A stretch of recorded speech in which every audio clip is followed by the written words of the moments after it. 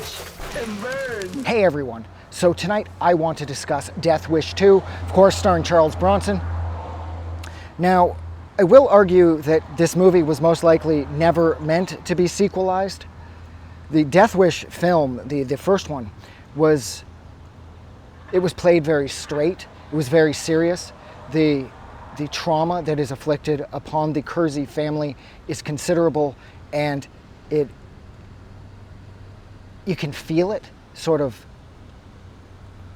kind of coming off every aspect of the first movie, that there is there's an ugliness sort of existing under the surface of everything in that movie. Whereas, as of Death Wish 2, once Canon Films, who I am not knocking, I absolutely love Canon Films, but once Canon got the rights to the Death Wish movies, you knew that they were going to whore them out as much as possible. And whereas on one hand, I love Death Wish 2 and Death Wish 3 and Death Wish 4, when compared to the first Death Wish, they have lost a lot. These movies are straight exploitation. They're the rape revenge films that were very popular throughout the 70s through the early 80s. And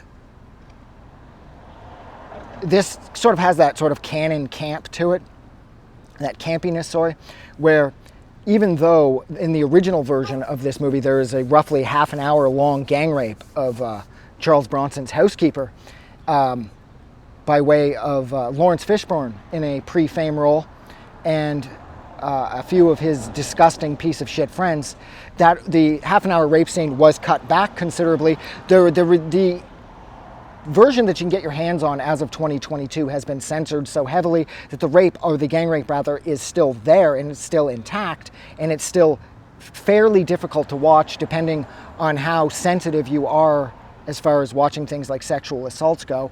It's still pretty rough. But considering that it's been neutered so greatly that it only further serves sort of the campiness of this movie, whereas even like the most serious and harrowing part of this film, once it's been like on the chopping board as much as it ended up being, the movie loses even more weight. And even though they kidnap his daughter and one of them rapes her again, and it's not super graphic, but it's graphic enough, which causes her to go and throw herself out a window, and she lands on a spiked fence and killing herself. There's still something very cartoonish to this entire movie, and that, of course, is Canon's involvement. Canon has a way of taking something as serious as sex assault and turning it into something you'd buy for $0.25 in a vending machine. And I love this movie. I love some of the lines, like when he catches the blonde guy down in that rat-infested building, and he says, "I see you're wearing a cross. Do you believe in Jesus?" And the guy's like, yes, I do, because he's under some misguided notion that if he says yes, he's religious, Bronson will let him live. And Bronson's absolutely killer reply is, "That's good, because you're going to meet him." And I absolutely love that. And I do love how he stops another rape at the hands of another one of the pieces of shit that gang raped his housekeeper and kidnapped and raped his daughter. The word rape comes up a lot throughout these movies too. That's occurring to me now. But it's all so tongue-in-cheek that it lacks the seriousness and the punch and the drive and the clarity of vision that the first Death Wish had.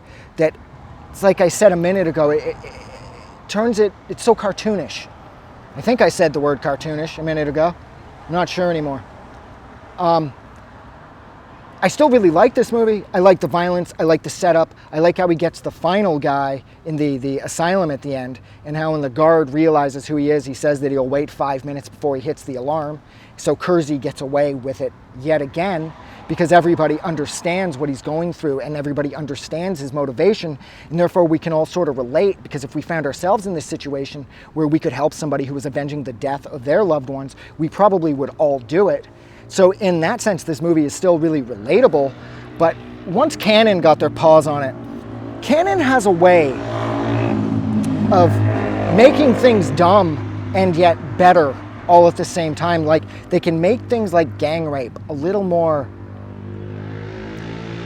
easy to take, because everything is done with this sort of tongue-in-cheek sense of like, it's almost like you can see Golan and Globus winking at us the whole time, you know? And I love that about these movies because they're fun and they're bright and they're still seedy and disgusting and violent, but there's a unique sense of rhythm to this movie that I just absolutely love. And of course, I love how he gets away with it at the end, like always. And his girlfriend in this, coincidentally, was played by, I don't know if they were married yet at this point, but his love interest in this movie would go on to become Bronson's wife in reality up until the time of her death. And after she died, he would stay a widower until his death in 2003. And if I'm not mistaken, he had her ashes poured into a cane so that he could be buried with her, which is a nice touch. Putting her in a cane is a smart idea too, because canes are cool. But yeah, so look, this one's a little shorter, thank God.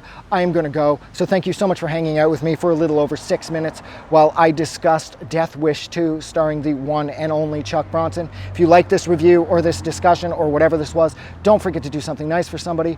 I really appreciate you guys. Have a good night. I just wanted to say thank you for making it through the entire video. I really appreciate it. And I'm going to remind everyone one more time, even though I've probably already done this in the video that you just watched, to please click the like button as well as the subscribe button because it helps this channel grow. And thank you for hitting like and subscribe. And we will see you guys really soon.